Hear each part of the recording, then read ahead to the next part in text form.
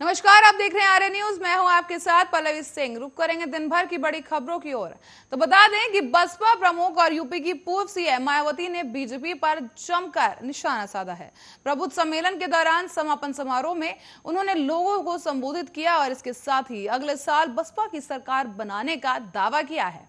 मायावती ने दावा किया कि प्रबुद्ध वर्ग के लोग बसपा की सरकार बनाने में सहयोग करेंगे। मायावती ने आगे कहा कि पार्टी महासचिव सतीश चंद्र मिश्र ने ब्राह्मण समाज के लोगों को दलितों की तरह कभी भी गुमराह न होने वाला और न किसी के बहकावे में या प्रलोभन में आने वाला समाज बनाने का प्रयास किया है। अगर ऐसा संभव हुआ तो हमारी पार्टी की आगामी विधानसभा चुनाव में 2007 की तरह पूर्ण बहुमत से सरकार बनने से कोई नहीं रोक सकता। मायावती ने आगे कहा कि मुझे दलित वर्ग पर हमेशा ही गर्व रहा है। दलित वर्ग ने बिना गुमराह और बहकावे में न आकर पार्टी के कठिन से कठिन दौर में भी बसपा का साथ नहीं छोड़ा। ऐसे में ये लोग मजबूत चट्टान की तरह हमेशा अपनी पार्टी के साथ खड़े रहे।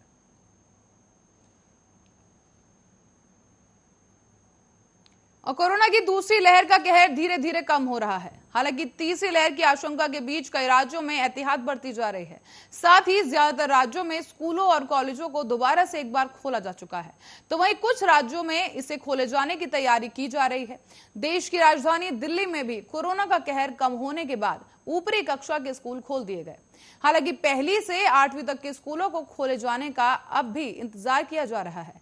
दिल्ली सरकार 122 शिक्षकों को पुरस्कृत भी करेगी और 4 को विशेष सम्मान मिलेगा। लेकिन इन सब के बीच 6ठी से 8वीं तक के स्कूलों को खोले जाने को लेकर दिल्ली के डिप्टी सीएम मनीष सिसोदिया ने एक बड़ी जानकारी दी।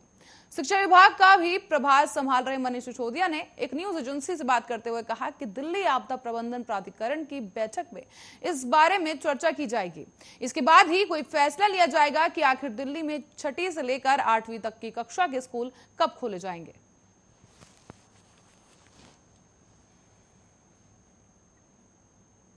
वहीं इंडियन कोस्ट गार्ड में प्रमोशन के लिए आईजी स्तर के अधिकारियों की तरफ से अपने रिकॉर्ड के साथ छेड़छाड़ का एक बड़ा मामला सामने आया है। सर्विस रिकॉर्ड में छेड़छाड़ को देखते हुए रक्षा मंत्रालय के प्रमोशन बोर्ड को भंग करते हुए पूरे मामले की जांच के आदेश जारी कर दिए गए हैं।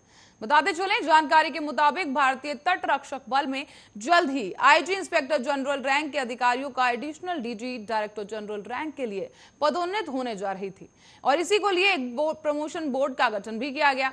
लेकिन इस दौरान पाया गया है कि प्रमोशन के लिए कोस्ट गार्ड के तमाम अधिकारियों ने अपनी सेवा रिकॉर्ड में छेड़छाड़ की है ताकि एडिशनल डीजी की रैंक पर उनकी तरक्की हो सके। सूत्रों के मुताबिक ये भी बात सामने आई कि एक आंतरिक जांच की गई है जहां रक्षा मंत्रालय के एक ज्वाइंट सेक्रेटरी रैंक के अधिकारी पूरे मामले की जांच करेंगे। हालांकि इस पूरे मामले पर कोस्ट गार्ड की तरफ से कोई आधिकारिक जानकारी अब तक सामने नहीं आई है।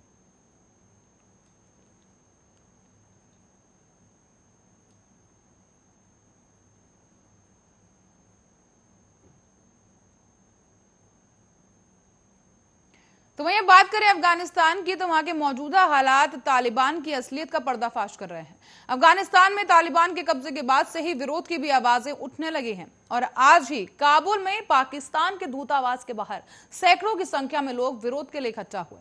इनमें महिलाएं भी शामिल थी और इस दौरान प्रदर्शनकारियों ने पाकिस्तान पाकिस्तान अफगानिस्तान छोड़ो और आजादी आजादी के नारे लगाए। पाकिस्तान की साजिश के खिलाफ इस विरोध प्रदर्शन को दबाने के लिए तालिबान ने ताबड़तोड़ फायरिंग की और भीड़ को तितर बितर कर दिया गया। ऐसे में तुलु न्यूज की तरफ से जारी किए गए एक वीडियो में भीड़ को भगाते हुए भी इन तालिबानियों को देखा जा सकता है। साथ ही गोलियों की आवाज भी सुनी जा सकती है। यही नहीं बल्कि तालिबान के लड़ाकों ने प्रदर्शन कवर कर रहे तुलु न्यूज के कैमरामैन वाहिद अहमदी को हिरासत में ले लिया और कैमरा जब्त कर लिया गया। तुलु न्यूज ने ट्वीट कर यह जानकारी भी दी। तो ये आपको दिखाते हैं किस तरीके से वहां पर जो है लोग विरोध प्रदर्शन कर रहे हैं और नारेबाजी की जा रही है।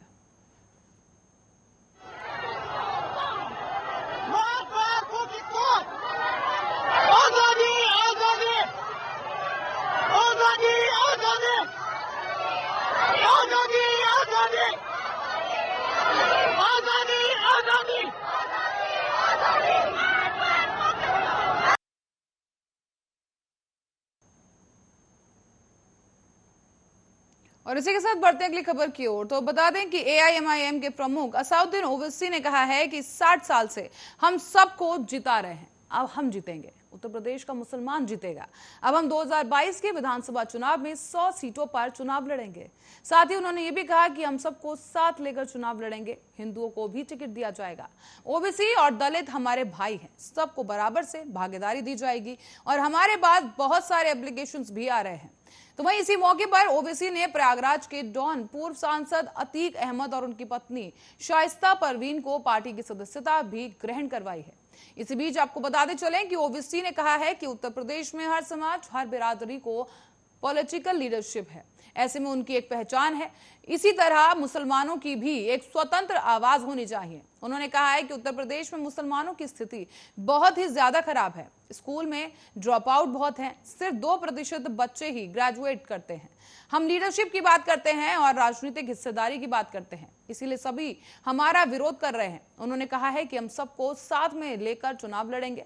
माफिया डॉन अतीक अहमद और उनकी पत्नी को पार्टी में शामिल करने पर ओबीसी ने पत्रकारों की तरफ से खुद ही सवाल उठाते हुए जवाब दिया कि भारतीय जनता पार्टी के 87% एमपी ऐसे हैं जिन पर गंभीर चार्जेस लगे हैं। उत्तर प्रदेश में बीजेपी के 37% एमएलए उन्हीं के खिलाफ क्रिमिनल केसेस दर्ज किए गए हैं और अतीक को अब तक किसी भी मामले में सजा नहीं हुई। उन्होंने ये भी कहा कि अतीक और उनकी पत्नी के पार्टी में शामिल होने से 2022 के विधानसभा चुनाव और उसके आगे पार्टी के जो काम होंगे उसमें सहूलियत मिल सकेगी। ओबीसी ने आगे कहा कि अगर किसी का नाम प्रज्ञा, सुरेश, कपिल, कुलदीप हो तो लोकप्रिय नेता है, अगर कोई मुख्तार और अतीक नाम वाला हो तो वो बाहुबली है। ये भाजपा की असलियत है, इससे इनकार नहीं किया जा सकता।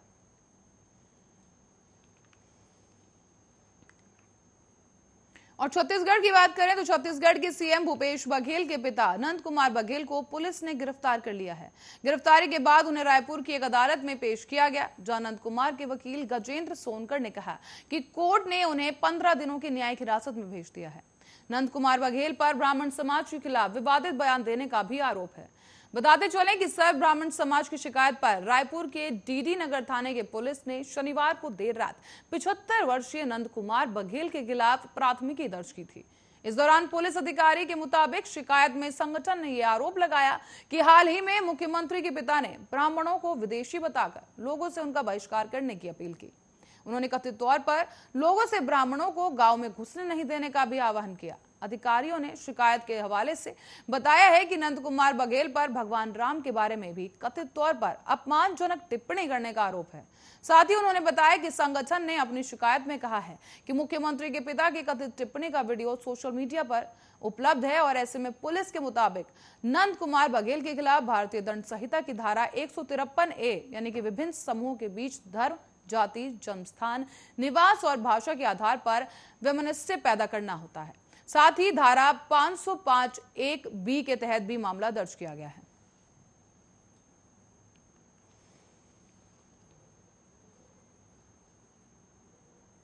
और इसी बीच चीन के राष्ट्रपति शी जिनपिंग ने भारत के साथ लगने वाली सीमाओं पर निगरानी रखने वाली जनमुखी सेना यानी पीएलए की वेस्टर्न थिएटर कमान का एक नया कमांडर जनरल वांग हेजियोंग को नियुक्त कर दिया है। अधिकारियों ने मीडिया में ये जानकारी भी दी। साथ ही आपको बता दें, सरकारी वेबसाइट चाइना मिल की सोमवार रात की खबर के अनुसार सत्तारूढ़ चीन की कम्युनिस्ट पार्टी और केंद्रीय सैनिक योग के अध्यक्ष शी ने वांग तथा 4 अन्य सैन्य अधिकारियों को जनरल की रैंक की पदोन्नति दी है। चीन में सैन्य सेवा में कार्यरत अधिकारियों के लिए जनरल सर्वोच्च रैंक होता है। ऐसे में जनमुखी सेना यानी पीएलए के लिए सीएमएसी सामग्री हाईकमान है और ऐसे में पिछले महीने ही पूर्वी लद्दाख में भारत और चीन के बीच गतिरोध होने के बाद जनरल वांग वेस्टर्न थिएटर कमान के प्रमुख का पद संभालने वाले चौथे कमांडर बने। इसी बीच आपको बता दें, शिनजियांग, तिब्बत, स्वायत्तशासी क्षेत्रों और भारत के साथ लगने वाली सीमा की निगरानी की जिम्मेदारी इसी कमान की है और ऐसे में पीएलए के तहत यदि किसी भी कमान के दायरे में सबसे बड़ा भौगोलिक क्षेत्र है तो वो है वेस्टर्न थिएटर कमान। ऐसे में राष्ट्रपति शी ने जुलाई में जनरल शियो क्वालिंगन को वेस्टर्न थिएटर कमान का प्रमुख बनाया था और अब उनकी एक नई भूमिका क्या होगी, इस बारे में कोई जानकारी नहीं थी। उनसे पहले यह जिम्मेदारी पिछले साल दिसंबर में जनरल झांग शिवदांग को दी गई थी। ऐसे में जनरल वांग दिसंबर 2019 से लेकर अब तक तिब्बत सैन्य जिले के प्रमुख रहे हैं।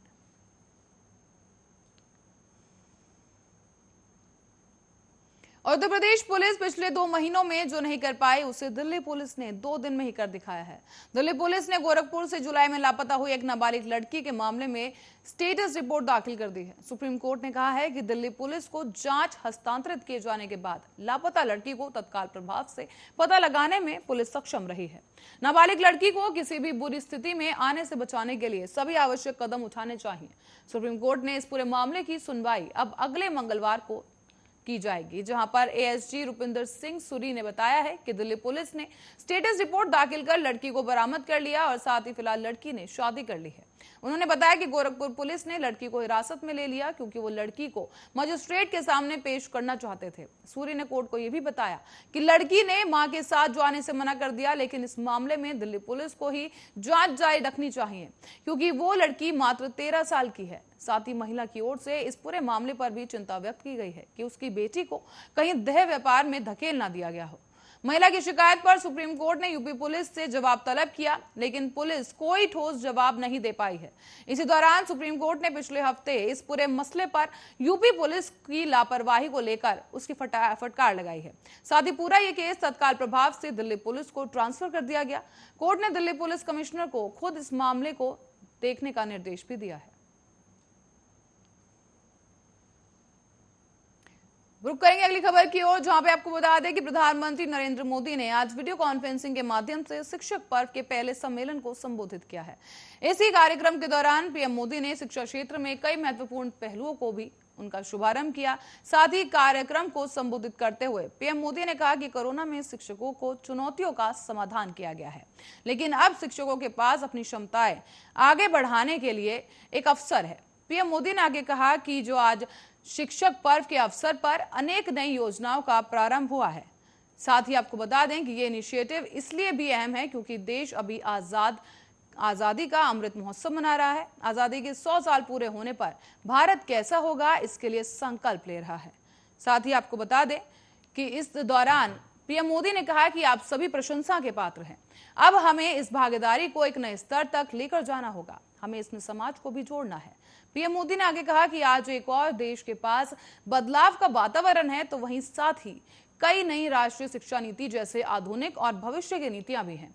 इसीलिए पिछले कुछ समय से देश लगातार एजुकेशन सेक्टर में एक के बाद एक नए निर्णय ले रहा है, एक बड़ा बदलाव होते देख रहा है। ऐसे में देश ने सबका साथ, सबका विकास, सबका विश्वास के साथ सबका प्रयास का जो संकल्प लिया है वो विद्यांजलि 2.0 उसके लिए एक जीवित प्लेटफॉर्म की तरह है।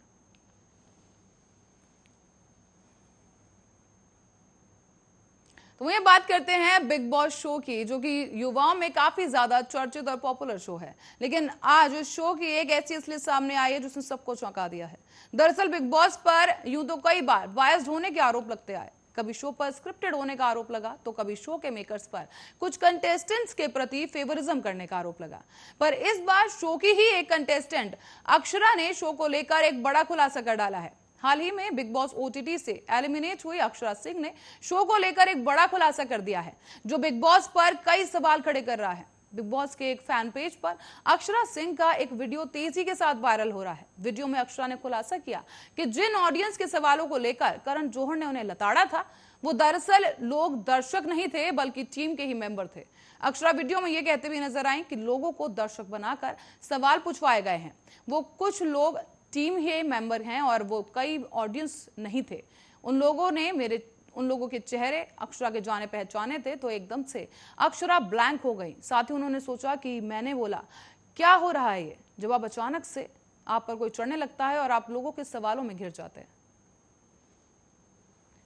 दर्शक बना के क्वेश्चन पूछवाया गया, वो कुछ लोग टीम के ही लोग हैं, वो कोई ऑडियंस नहीं थी। उन लोगों के चेहरे मेरे जाने पहचाने थे, तो मैं एकदम से ब्लैंक हो गई। मैंने बोला ये क्या हो रहा है। जब अचानक से आप पे कोई चढ़ने लगे तो उस समय लगता है कि मैंने तो कुछ किया नहीं। कि साथ ही रुक करेंगे अगली खबर की ओर, जहां सुप्रीम कोर्ट ने अब पेगासस जासूसी मामले पर सुनवाई को 13 सितंबर तक के लिए टाल दिया है। केंद्र सरकार के लिए भी पेश हुए सॉलिसिटर जनरल तुषार मेहता ने इस मामले में एक नया हलफनामा दाखिल करने की बात कही। इसके लिए एक समय का भी आग्रह किया गया है। साथ ही याचिकाकर्ता पक्ष के लिए पेश किए गए वरिष्ठ वकील कपिल सिब्बल ने भी इस बात पर कोई आपत्ति नहीं जताई। इसके चीफ जस्टिस एनवी रमन्ना की अध्यक्षता वाली 3 जजों की बेंच ने केंद्र के अनुरोध को स्वीकार कर लिया है। साथ ही 17 अगस्त को हुई पिछली सुनवाई में कोर्ट ने 2 पन्ने का संक्षिप्त जवाब दाखिल किया था। इसमें उसने मामले की जांच के लिए अपनी तरफ से विशेष कमेटी बनाने का भी प्रस्ताव दिया था। इसी बीच याचिकाकर्ताओं ने इस संक्षिप्त जवाब का विरोध किया था। दरअसल इसके बाद कोर्ट ने सरकार को नोटिस जारी करते हुए कहा था कि वो विचार करे कि उसे और कुछ कहना है या नहीं। कोर्ट सरकार का जवाब देखने के बाद ही आदेश पर विचार करेगी। साथ ही आपको बता दें कि पिछली सुनवाई में केंद्र की तरफ से पेश किए गए सॉलिसिटर जनरल तुषार मेहता ने विस्तृत हलफनामा देने में असमर्थता जताते हुए कहा था कि याचिकाकर्ता चाहते हैं कि सरकार ये बताए कि वो कौन सा सॉफ्टवेयर इस्तेमाल करती है या कौन सा नहीं। राष्ट्रीय सुरक्षा के हित में ये सब हलफनामे के रूप में नहीं बताया जा सकता। कल को कोई वेबसाइट मिलिट्री उपकरण के इस्तेमाल पर कोई खबर प्रकाशित कर दे तो क्या हम सार्वजनिक रूप से उन सभी बातों का खुलासा करने लगेंगे। सॉलिसिटर जनरल ने विशेषज्ञ कमेटी के गठन पर भी जोर देते हुए कहा, सरकार ये नहीं कह रही कि वो किसी को कुछ नहीं बताएगी, लेकिन कुछ बातें सार्वजनिक तौर पर हलफनामा दायर कर नहीं बताई जा सकती। भारत सरकार को कमेटी बनाए दिए जाने पर सरकार कमेटी को हर बात बताएगी। वो कमेटी कोर्ट को रिपोर्ट देगी।